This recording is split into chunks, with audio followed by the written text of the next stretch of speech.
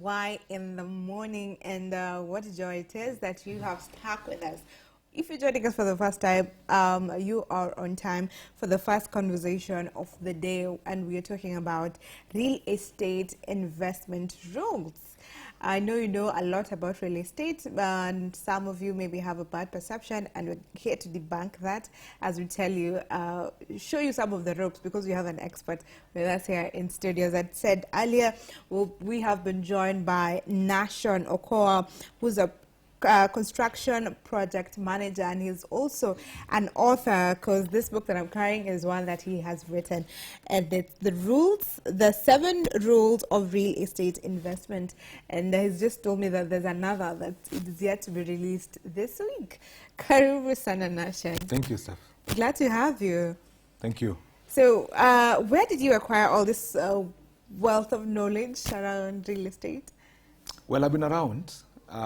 This is my 14th year of practicing in the space of construction and real estate. I've worked with a lot of developers in this country. I've worked with a lot of diaspora clients. I've been the chairman of project managers in Kenya. So over these 14 years, I've gathered a lot of experience in the construction real estate space. Also, I've written a lot of columns. I've been writing for the Standard for the last 7 years, writing for the Star now on construction and real estate matters. So I've done a lot of research in this sector of real estate and construction. Okay. Yes. That is profound. And yes. Clearly, you are very open to giving out this knowledge. Yes, because, you know, I think the onus is on us, the people in the construction sector, to begin to give that confidence to the common person. And allay the fears that people have regarding the sector. Because if people continue to fear, then we in the sector loses more. Ultimately, the country loses. But then there'll be no clients for us. People don't buy houses. People don't invest in real estate properly. People fear investing in real estate. We are the losers. The people in the sector, and also ultimately the Kenyans in general. So if we've learned something, Maya always said, when you learn, teach. Okay? Yeah. So if we have learned something, it's on us to give the public that information so that they invest wisely, interact very informally with the real estate sector. Okay. That is our role. Great. Yes.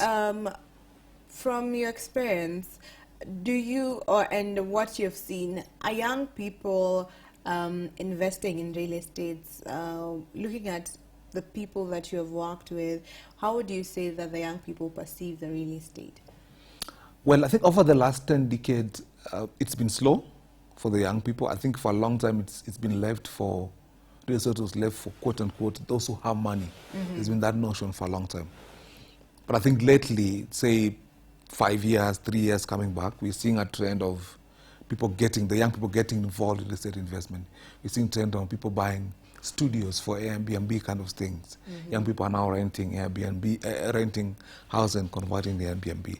So there's a focus on young people on real estate. Also because I think it has trickled down a bit from the notion of it's for the wazee and those who have. We're having trends of, for example, rates. You know, rates in real estate investment trust is like you're buying bonds. So you can have 50,000 and put in a rates company and still own real estate. You don't need to have 1 million. So this kind of openings are allowing young people to participate and get involved in real estate. I think it's going to improve. If you look at where we are headed, the future of real estate is middle class. If you look at the middle class in our country, that is purely the young people. If real estate is going to continue its trends and growth, the middle class must get involved, because we have sort of dealt with what you call the high-end market, the high-end homes. We are now going into single-digit houses that is primarily for the middle class. So I see it's going to improve a lot over the next couple of years, because we are targeting now the middle class. The middle class, and that's where the young people fall. And I love that the adoption is now better among the young people. It's greatly improved. Okay. Yes. What are some of the myths or the fears that people have had around real estate? I know there's many people have been con, duped, you know. So what are some of the fears, and how do they now move past those fears into now coming into investment? Because we would want you to tell us what are some of these areas of investments and the rules that come before you invest. Yeah. Thank you. I think one of the key fears is, or one of the myths of real estate is, real estate is for those who are rich. it's been there with us for a long time. That with your 50,000, 100,000, you don't need to get, you don't need to get involved. You need to have your 5, 10 millions. Sure. It's one of the myths. And I think, as I said, we're getting into an arena where that myth is being debunked because we are funding projects through rates. We're having rates company now. You look at the Y254 and the rest, those are green bonds and those kind of bonds that are beginning to allow anyone with as low as 10,000, 5,000 begin to participate in real estate. So that is one of the myths, that real estate is actually for those who have. If for you to get involved in any real estate project, I can't do it as a young person. I need to have resources. Another thing is, I was in Arena. I was in a conference where it was projected on the Mentimeter what is the biggest issue that people fear about real estate. And number one was conning. That's true. It's in the mind of really any person, even the young ones, that wants to get real estate, that I'm likely going to lose my money. Remember, real estate includes land. So people just fear. I just don't want to get involved. You ask someone about off-plan property, say, I'm likely going to lose my money. Okay, and it's actually what drove me to write my first book on Don't Buy That House, on off-plan, to guide people how to buy off-plan properly. Okay. So these fears are there, but they're also informed. You can't wish them away because people have also lost money in this off-plan and real estate projects. So that is one of the biggest issues as well. I think one of the issues as well, Mace, is real estate is for those who are in advancing age. I think for a long time, the young people, young people have shied away from, no, I'll do it when I'm 40s, 50s, look what was my retirement. Yeah. But you look at the trends in, as I said, in developed countries, real estate is really primarily on the backbone of young people. And where we are as a country, if you're a student of this industry like I am, you realize, and just as this country, just the continent as well, the future of real estate sector and construction sector is primed on the young people. It's primed on the middle class. And I think we're beginning to see trends that's educating them, allowing them to participate. And I think we're going to see more of that going forward. Okay, amazing. So now we'll want to understand what are some of these areas that young people can invest in, because as you've said, with that 50,000, it can actually get you somewhere, contrary to what the belief that you have to have millions or you need to get to a certain age. So what can a young person who's doing an 8 to 9 job, earning, let's say, some people even earn up to 50,000, for the average young person. Now, what kind of investment can they get into? I think, Steph, I want to say this. If you look at how we can, there's something I wrote about how you can begin to invest in real estate with almost 0 shillings. How? And one of the ways is, I'm going to explain different ways here. One of the ways is crowdfunding. We have alumni of almost every different, alumni of church. There's alumni of everything in this country, okay? And those alumni, you realize, most of the time they're raising money, okay? There's elements of raising money, okay? Yeah. That's one of the ways to begin getting involved in real estate. And if you look at these days, and that's why I wrote the first book on off-plan, because if you remove off-plan, off-plan has been used by most countries to help first-time homeowners, because you don't need to have the entire money all at once. You're buying a studio at King's Bomber, Ruiru, it's 1.2 million, okay? You can pay it over 3 years. It's very slowly. You're buying a land, for example, at Auckland, Tattoo City. They give you 5 years to pay. You're buying Savo, it's a 5-year period to pay. That is off-plan. Off-plan. It gives you very, very staged payment of you can work with that developer as you go for 5 years. And if you have some little crowdfunding, you borrowed, whatever it is, as a group, you can begin doing that. Number two, I've always said, I think it's criminal for a young person not to be in a circle. I love that. It is criminal. It's almost criminal offense. To not be in a circle. Because it's one of the easiest way, because if you have 200,000 in circle, you're going to take 600,000 out. Most of them. If you've saved 300,000, you're almost at $1 million. You're almost buying the studio apartment. Wow. Okay? Yes. Just with 300,000, you've saved. Yes. They will allow you to take it to $1 million. Now, if you do your good due diligence, which we do for most clients, is we get you good studio with good rental yields, okay, that you can be able to get good rent at the Airbnb or just rental. You can still pay off your SACCO loan, get something on top, or even pay it as is, and you're owning this apartment over time, this little studio, okay? If you have 100,000, you're good with owning property already. That's why I say it's criminal not to be in a SACCO. Wow. Because SACCOs have, for me, it's one of the easiest. Forget about, I know banks kill me when I say this, but I always say it. I think it's easier to own real estate through SACCOs than through banks.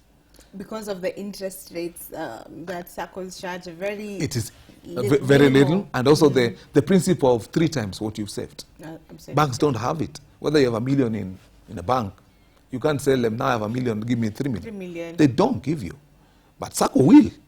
Okay? So if you look at that, that's why I said it's criminal not to be in a SACCO. If you want to own real estate, and they make it as easy for you as possible. Just with your 300,000, you're almost owning, not almost, you're owning real estate. Yeah, you're owning a lot of this affordable housing, studio apartments. So that is another way of doing it. Now let's come to rates. Real estate investment trust.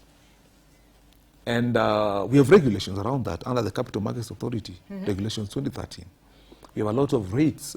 Now, rates is like, it's like stock. Okay. You can buy real estate like stock today. Where with your 50,000, you just buy, and in rates we have what we call I rates and D rates. I rate is what we call, so this company invests in real estate on your behalf. So there are some that purely invest in income generating real estate, and some D rates do what we call developments. They build and sell. Okay. So you buy shares in that company, they will build, they will sell, or they build and rent, and they pay you dividends. And rates company pays the highest dividends by law. I think it's almost 80% of what they get needs to be paid back. Okay. So with your little amount of money, you begin to own pieces of real estate. And you can, yes, go ahead. How long do you get this interest, dividends. The dividends. It's yearly, just like any other company. They pay it yearly. Okay. It's also one of the ways that as a country, we are going to use a lot to help us fund housing. And I think you've started already. That you put 50,000, she puts 50,000, the whole country, a company has 100,000 people who are putting 100,000. Then they get involved in funding real estate projects. Developed countries have done this a lot. That rates is one of the ways that people use to invest in real estate, and also helps countries to bridge housing gaps. So rates companies, at the comfort of where you are now, you simply get involved in a lot, and there are quite a number of them now, buy shares in real estate, in a rates company. You own pieces of real estate. Now, depending on how you want to put $1 million, $2 million, I never tell you can own property in real estate. See, it's been brought so easy. It's for the young person to just get involved in real estate. It's possible. Wow. Yes. I love it. So it's very easy for people to actually make money while they're working. You know, you don't have to depend on your job. That's what investment should be like, your money working for you. Absolutely. And I'm looking at this book. You have written the 7 rules of real estate investment. So let's start with the first one. The first rule that's here. And rule number 1, never ignore feasibility study. So tell us about that. If you're going to go invest in real estate, one of the biggest issues we've seen in real estate, having practiced for quite a number of time, is we don't do market studies. We do what we call Me Too projects or Me Too investments. And Kenyans are fond of Me Too things. You start quail eggs, everyone Me Too. Okay? Yeah. You go to M-Pesa, everyone is jumping on M-Pesa. You go to Matatu. So I always say one of the places where Kenyans commit the crime most in real estate is during weekends, during chamas. Okay? Because that's when they hear a lot of Me Too's. Okay. Yeah, and I put some Airbnb in Tindigo, it's doing very well. By the way, no one always broadcasts their failures. Yeah, they will always tell you the It's good doing part. very well. It's doing very well. Yeah, it's always full. Also, you also go and rent and put Airbnb, okay? Yeah. And then you begin to all burn your fingers. So feasibility and market study enlightens you. It informs you whether is the market ready for what you want to do. It's what we do for every other sector. But when it comes to real estate, what we've seen is Kenyans are really gullible in real estate sector. we drop our guards a lot. That's why we say the most schooled is the most fooled in real estate. Wow. Yeah, the people who have lost their money in real estate are not are the most educated. The lawyers sometimes I've met quite a number. Wow. Yeah, the people who you'll put at the creme of society. You wonder how did they do it? They drop their guards in real estate. And one of the areas they do, that's a point number one. Feasibility is the Swiss army knife of real estate. It is what is going to insulate you against burning your fingers. Okay. Yes. Now, how do you get into this feasibility study? How do you study the market? Because if I am completely new to real estate but I want to really invest in real estate, where do I start from? So the best thing is to get experts like ourselves. And as I speak to you, I think I'm doing 4 right now for clients who want to buy. I think there's one in Oman wants to buy a studio. So they come and tell you, I want to step with someone and say, I want a 1-bed. My budget is 2 million. So my role is go get you that 1-bed at almost that price. We do due diligence for you. We do check the rental yields, how is the rental, how is the market, the capital growth potential. And I give you options and say, these options I think fits what you need to buy. Select any, go view, select any, you're good to go. We must lean on experts in these things. Okay? Because one of the issues why we're burning our fingers is we want to be jack of all trades in real estate. If you go to agriculture today, trust me, you're going to really get, if you're starting dairy farming, you're going to get involved into people who have done it before. Yeah. To begin to give you teach you some ropes of how you do it. Real estate, people buy houses based on render, Steph. Okay. You hear someone, just the render, and see, developers know this. They wipe your emotions proper. You look at the billboard and say, wow. This is it. That is it. No due diligence. That's why you found people have lost money. People have lost money in real estate on projects that don't even exist. Oh, my. Okay? Yeah, so feasibility insulates you. It's bulletproofs you so that you understand completely, what am I getting involved? Is the market ready for this? What are the returns? Okay? How do you look at it? The market needs to give you that understanding. And let me say this. Our real estate today is in what we call a buyer's market. Okay? When you began during the boom's time, we were more in the seller's market. We're in a market where the buyer decides a lot, your sale price, and what you do. Okay. You cannot tailor this market to suit your personal fantasies. It's not possible. Yeah? The market will reject it. We have a very informed buyer these days. They're very informed, So yeah. even if you're going to invest in Airbnb, the person you're coming in is very informed, is very exposed, and there are a lot of options. True. So you need to understand exactly that buyer, profile that buyer, so that you tailor an Airbnb product that suits that buyer. That's what feasibility does. Okay? Yeah. And then understand probably, what does this buyer want? Is this feasible? So in that we talk about comparative market analysis. Okay? Which we do a lot for even the big developers. When they want to do, say, 2-bedroom houses in Kileleshwa, Yeah. you need to understand, for example, how many 2-beds have been done before? How many are ongoing? How many are upcoming? Because you're not the only sensible Kenyan. There are many. There are many also seeing what you're seeing. Yeah. So you could be seeing a two-bedroom gap in Kileleshwa, but the 10 of you, by the time you finish, you flooded the market. So our role is to understand how many are upcoming, how many are ongoing. What about the recently complete? So we analyze the market and tell you this project is feasible. Okay. The returns are good. Are good. Yes. So that's the importance of getting an expert advice, Yes. consulting. Yes. Amazing. Then rule number 2 is set your expected return on investment, ROI. So ROI is also one thing we rarely do. It's ROI and also rental yield. Okay. Remember last year we were with bonds of what, 18%, Yeah. and bills we of 12-14%. Yeah. In fact, now we celebrate that they have fallen completely down because that's when people think about real estate again. Okay, nobody's going to invest in real estate with 18% of bonds. At your comfort, you just put money and sit back. Real estate has hassle. It is a headache in it. Yes, Okay? Now, you need to understand what is your expected return.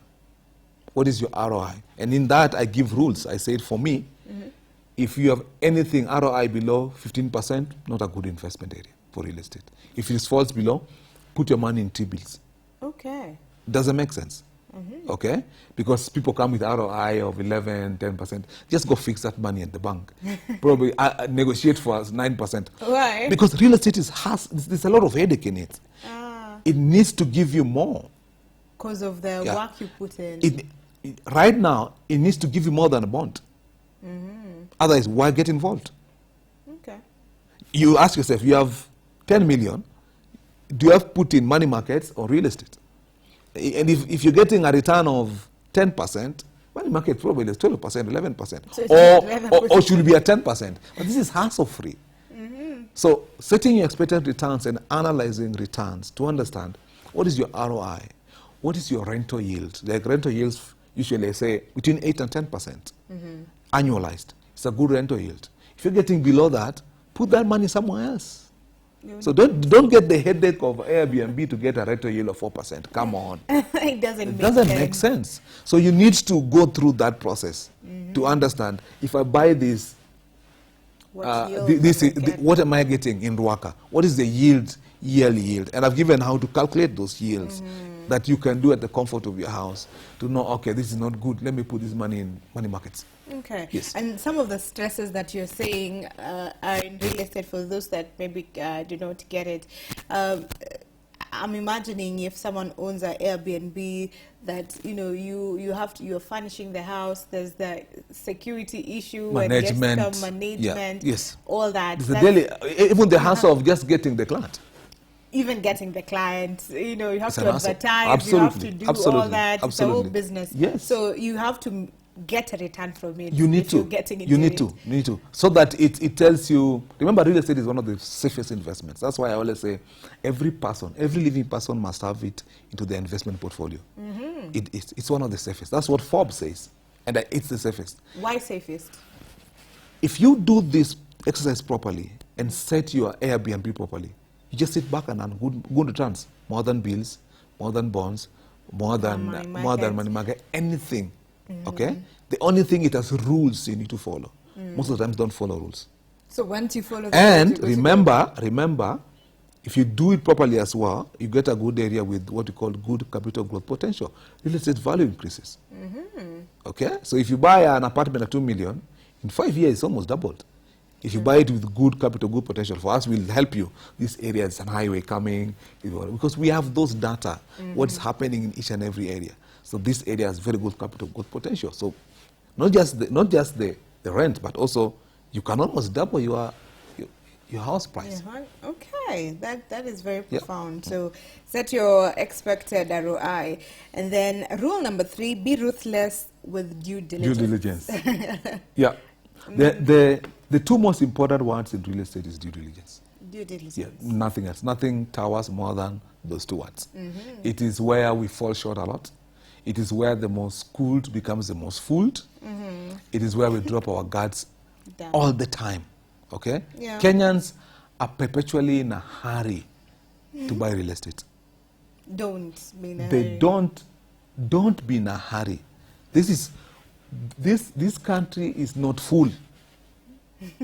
we haven't even started building in Isiolo. Yeah. Okay? There is a lot. And you see, developers know this. They use what we call scarcity statements.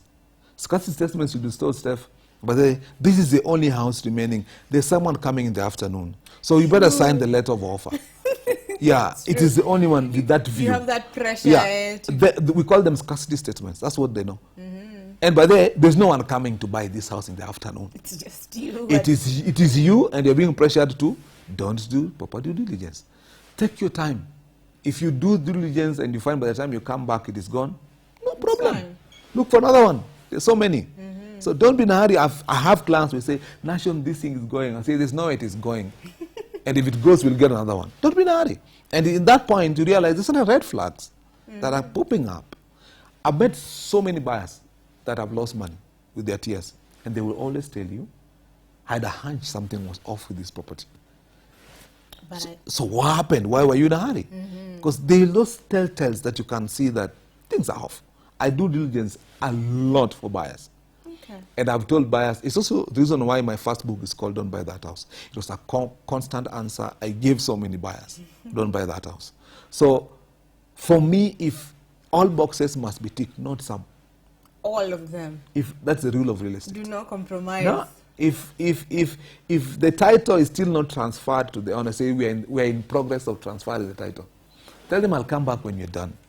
Because yeah, With transfer of title. you find a lot of people like I know someone for sure who bought land, and after they never got the title, and now they're being told that we were not consulted. Yes, family As soon comes as up. Family comes up. Yeah. There's that struggle, and Yeah. you've already spent your money, and Yeah. this is probably money that you took a loan for. It now weighs people down. The drunk son that was ignored certainly hears about the land being sold and gets wise It says no. and consults and goes and says, you can't, brother, you can't sell without my authority. It Okay? becomes a court case. Yeah.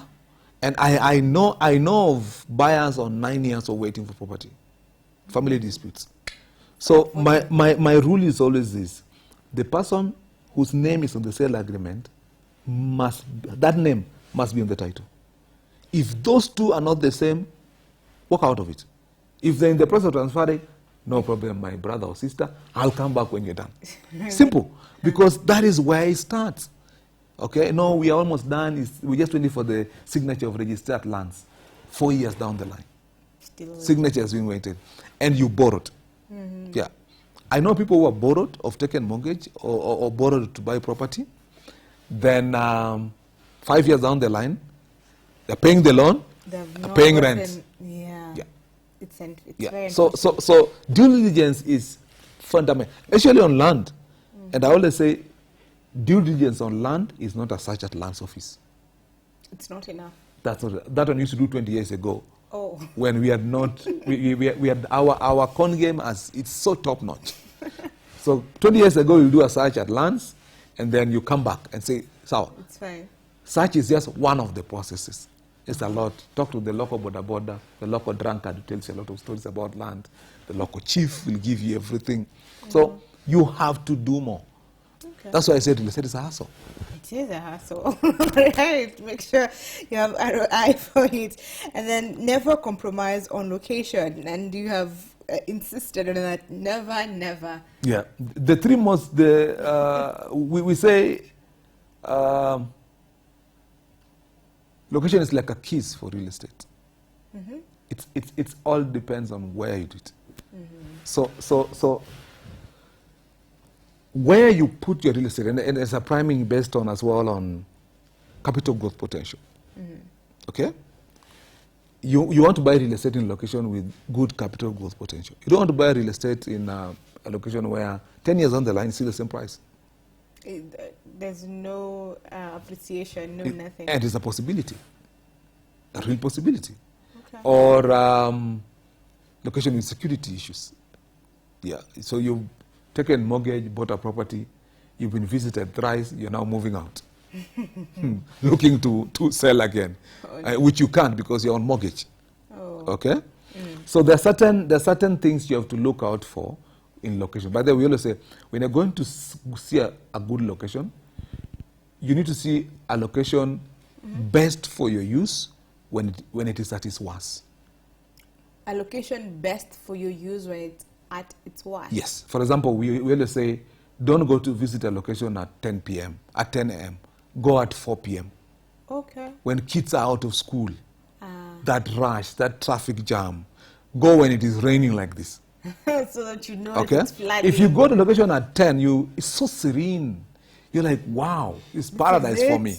Kumbe at 4, It's something it's different. chaotic. You get stuck in traffic for 1.5 hours, and that location you drove for 5 minutes. Yeah. So you must see location best for your use when the location is at its worst. Go when it is raining like this. How is the floods? How are they behaving? Okay? You need to see that location. Identify good property. Because if you set up here and you may be in the wrong location, sorry. You won't have clients. Sorry. Yeah. Just done. So even talk about a simple Google search will begin to tell you stories, pop up, security issue stories. Okay? Good locations, we always say, have good public facilities, good primary schools, public primary schools, will give you certain elements of good location. Yeah. Good amenities, infrastructure, ins and outs of roads, hospitals, malls. You look for those kind of things to tell you a good location. A good location also don't have to let signs for long. They're pulled down very fast. Because people come in. People come in and go. You go to the surgery, it tells you have a list of 10. You are now number 11.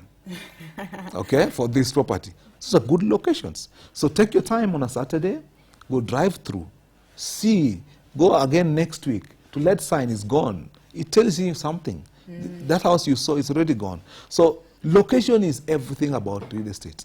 Okay. You must really get it right with location. And this one, neighborhoods, most of the times you need to do it yourself. But if you can't, come to us so that we help you identify good location. The bedrock of it for me is it needs to a location with good capital growth potential. Good capital growth. Yes. So you'll find locations where there is a bypass coming up. It means the infrastructure is being boosted. So what kind of infrastructure is happening there? What's happening? New malls, new schools, they tend to raise value. So you don't want to buy a location where nothing. And remember, most of the times developers want to sell you a property with a future value. Okay? Yeah. So if you don't have a good capital, good potential, you're in problems with location. So neighborhoods, security, all those things need to be properly interrogated when you're doing location. That's why I say never compromise on location. Location. That is very Do important. not. You can compromise anything, but location, very key. Do not. Okay. Rule number 5. I'm curious about this one. It's sell the sizzling, sell the stick. Very catchy. What does that mean? Our real estate has been primed on selling sizzlings. Nice renders, primetime news advertisements, Yeah. open days with queen cakes and samosas, blah, blah, blah, blah, Did you billboards see? Yeah. in major roads. I think you've seen these developers, okay? Renders that are so iconic, you say, wow, look at that pool. They do everything. The show house is staged, properly staged. Look and say, wow, okay? That is sizzling marketing. Okay? That is sizzling marketing to wipe emotions. Today's real estate must also be primed on selling steak. Give me the real size of the house. Come on. Have you ever seen anyone saying this bedroom is 4 meter by 4 meter? They don't. They don't give the real details. Okay? Yeah. Now, every single person, almost 90% of people in real estate are on sizzling marketing. That's true. So my advice for someone getting involved today as a rule is marry sizzling with steak marketing. Brings back some honesty with people so that you stand out. Do it differently. Don't do it better. Do it differently. So begin to give me the real house. Because sizzling marketing never tells you the real house. They don't tell you that your tile is ceramic, but the render shows timber. Yeah, very nice timber with big fridge. Now, all that you will not get when the house is finished. But remember, your door is a flash door and your tile is ceramic. No one is telling you this. So for me, my advice today is sell the sizzling, but also sell the steak. Begin to give this buyer of this investor the real issue, the real house. What are the dimensions? What is the size of the bedroom? I have gone to handover houses where, for a couple, where their wife says, babe, this dining is smaller than what we have. We are handing over. It's handover time. We are handover time. Our dining set cannot fit here. Oh. Where have you been? That is something they would have realized before signing the letter of offer. Just by looking at the drawing, and someone explained to you by this dining is 3 meter by 3 meter. And there I say, go and measure it. Take a tape of yours, the current one. Put a tape. Oh, this is 4. So that dining is smaller than what we have. Do you want to buy it? Okay? That is tech. Okay. So begin to have some honesty as a developer. So you're still doing your billboards. It's fine. You can't do away with sizzling marketing. It's good for emotions. But also marry it with give me stake. Give this person the real issues. Because that's also what we are lacking a lot in real estate. Because the buyer is a lay person. They don't know. I can figure out what is a 4x4. Probably you can't. Yeah, you the have size. to Me, I like can't. And what can fit in a 4x3 bedroom? You realize this bedroom is so tight when you're It will entering only home. fit, Yeah. this one only fits the bed. Yeah. Like, You where can would my imagine. things So go? I've seen people buy a house, realize it's small, they sell it, go look for another one again. It's just chaotic. Yeah, it's a lot. Yes. Truly. So sell the sizzling, but also, sell the steak. but also sell the steak. Yes. Okay, Yes. profound.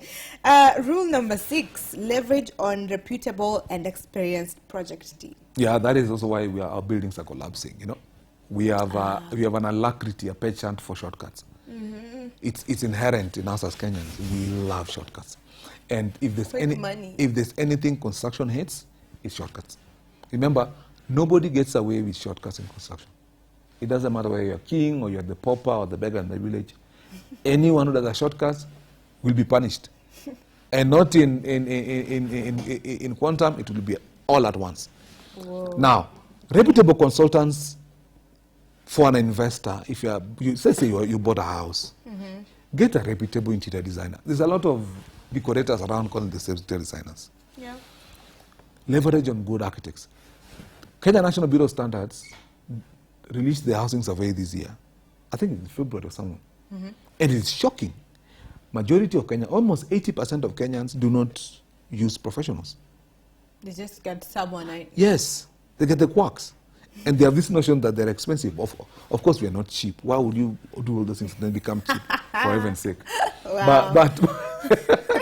But the thing is, if you want to bulletproof your investment, then you must leverage on reputable consultants. If you're going to buy property, and advice is to buyers these days, there are developers who will tell you who their architects are. Actually, they'll publish and put them on the brochure. This is our architect, this is our engineer. They are so confident with them. They are so proud of the consultants involved. Yeah. The funny ones will not even show who the engineer is. So that's also Okay? a red flag. Yeah. If I'm a project manager and I'm on a project, and you find Beacon Africa, that's our company, Nation is here. Trust me, most of the times, because I also value my reputation, I've also done my due diligence on this developer. Okay? So I know this project is legit.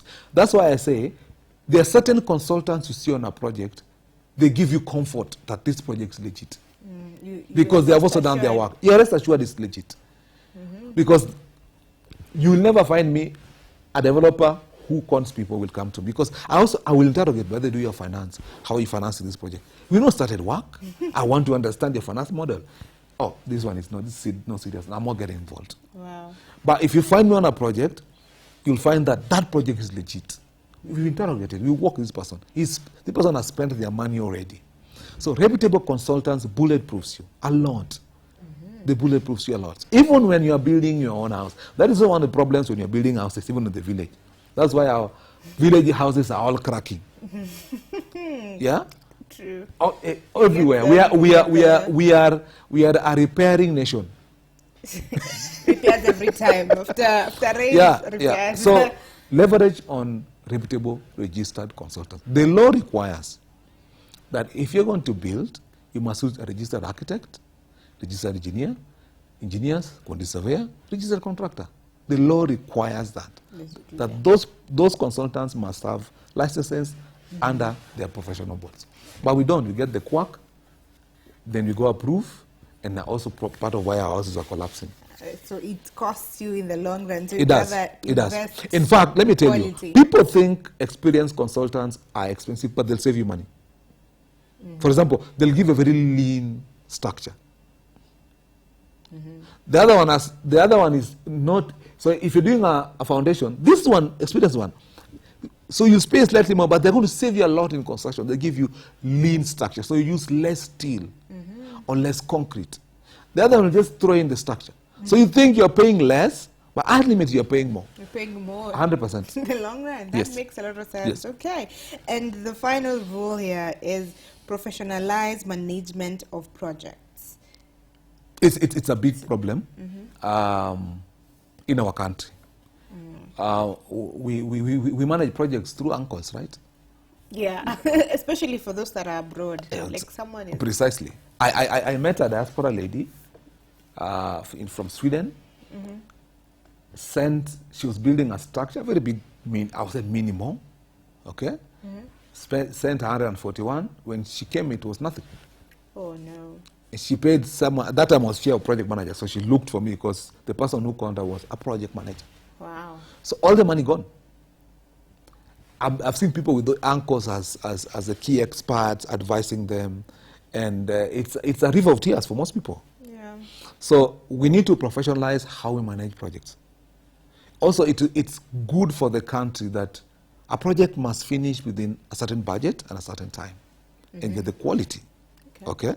This thing of all our projects having cost overruns and time overruns, a poor quality, is a pedestal that as a country we cannot grow on with our dwindling resources, even for the public sector projects. Yeah.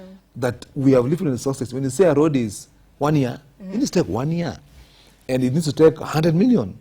So that is premised on professional management of projects. Even in a building, whatever you are doing in real estate investment, professionalize it. Get a professional project manager to manage your project properly. They are trained on that aspect. That is their job. That is their job. Yeah. So do not lean on your own guards or your own anchor or whatever it is that your brother is managing the project. The brother is not trained in that aspect. You're going to spend more, you're going to delay. Get a professional to manage that project. Okay. Very profound again. Yes. Thank you very much, Nashon. But before we come to a close on this, I also want to ask you about mortgage. You know, I heard from someone who's in the banking sector, who works at the bank, saying that that is the worst kind of investment someone would do, buying a mortgage. So you'd rather build a house, but mortgage drains you, and it doesn't work for most people. So tell us about that. I think there's the statistics is only 2% of Kenyans are mortgage, if I'm not wrong. It's a very few number. Primarily also because if you've ever attempted mortgage process alone, by the time you finish, you'll have eaten your deposit. Yeah, because usually they tell you put some money, 10%, then it takes so long. Okay, the interests are blasphemous. Very huge. Yeah, the interests are blasphemous, in my view. Unless you're in public service, because public service, these parastatals, you'll find they have mortgages that comes at 3%. Even employees of banks have programs where the mortgages are 3%. That makes sense. That will begin to make sense. But this 18% mortgage, it doesn't make sense. So you'll find most diaspora, what they do, they take mortgage where they are, because their mortgage is probably 2% or 1%. Then they buy property here. But they take mortgage out of the country. It's also the reason why we have this problem of mortgage problem in this country. But also, remember, government also has a program called KMRC, and I think it's a good one because it's standardized at maximum of 9.5%. So that's something someone can explore now. Yes, but the maximum they give you is 10 million. Okay. Yes. So most people don't know that KMRC, and they're partnered with a lot of banks. So you can go to a bank and tell them, I want KMRC mortgage. So government has subsidized our mortgage. It's one of the good programs government have currently that helps people in housing. So it's at 9.5%. It is affordable, in my view. If you get good property of less than a digit, of single digits, that's property below 10 million. At 9%, you begin to, it's something you can, if you're employed, you can begin to manage. Okay.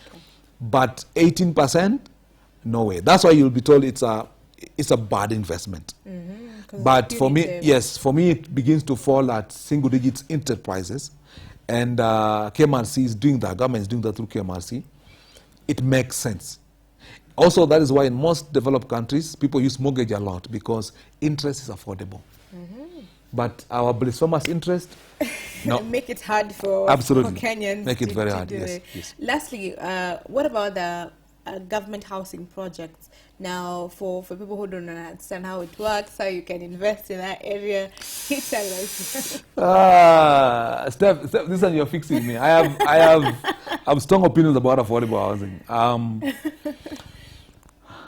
And I've written so much about it. We've had so many debates with government on this. Yeah. I think they'll build some houses. I think the president is handing over Mukuru today. Okay. Um, Most experts like us in the construction sector have a concern whether it will meet Article 43(1)(b) of the constitutions or the right to housing, whether the vulnerable, which we're supposed to take care of, can afford 1 million house in Homa Bay.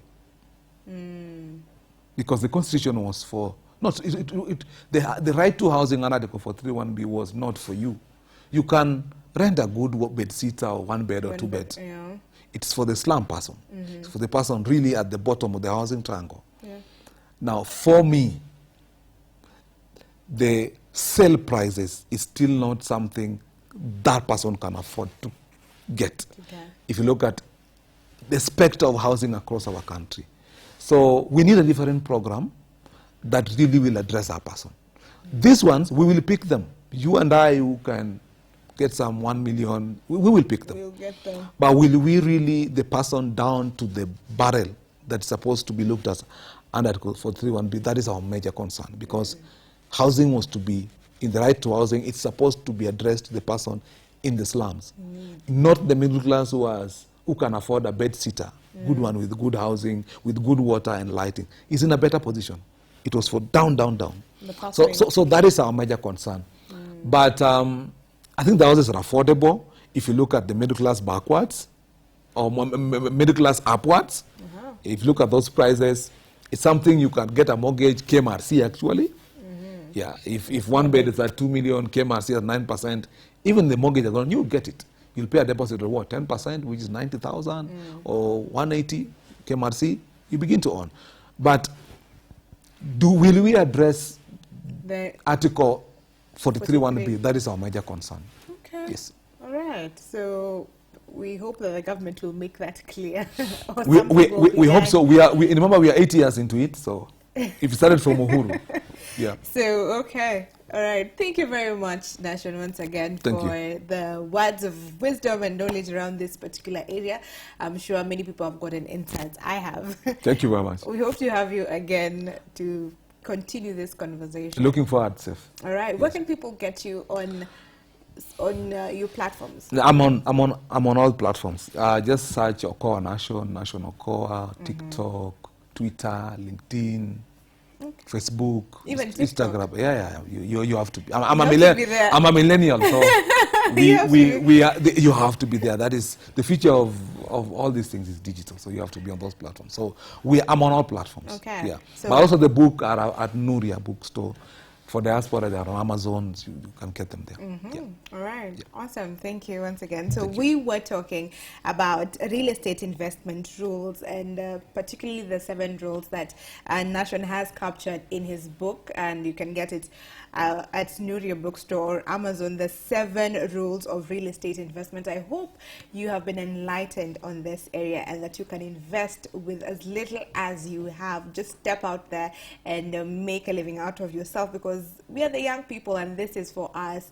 Right about now, we're going to take a short break, and then Brian Sakwa will be coming with more. Stick with us.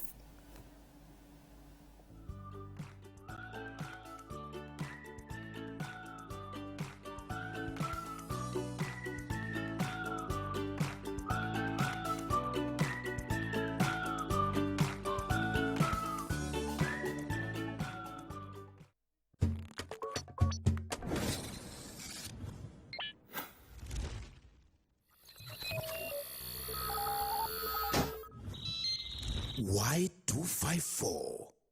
Imagine.